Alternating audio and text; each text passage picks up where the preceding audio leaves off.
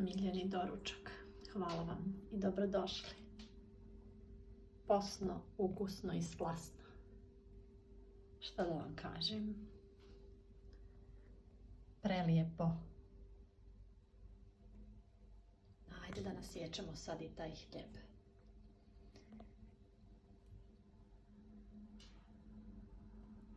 Pa da i to podijelim s vama.